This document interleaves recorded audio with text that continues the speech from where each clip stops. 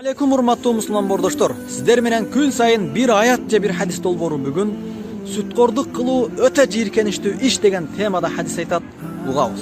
Абдуллах ибн Мас'уд радыйаллаху анху риваятланган хадисте Аллахтын элчиси саллаллаху алейхи ва саллям айтты: "Ар-риба 73 баба." Сүткорлуктун 73 түрү бар. Айсаруха мислу айянки харраджулу уммах. Алардын эң жеңилин кылгандардын күнөөсү адам өз энеси менен жыныстык катнаш жасаганга барабар болот. Ибн Мажа. Аллах сактасын. Бул хадис сүткорлуктун өтө класс иш экендигин кабар берет. Анткени сүткорлук кылуунун түрлөрүнүн эң жеңили адам өз энеси менен жыныстык ишке баргандай оор күнөө. Акыйкатта сүткорлук кылуунун эң жеңили зына кылуудан дагы оор. Ал эми сүткорлуктун башка түрлөрүнүн кылгандардын күнөөлөрү канчалык деңгээлде оор экендигин Аллах Таала өзү гана билет. Аллах Таала барыбызды мындай иштерден алыс кылсын.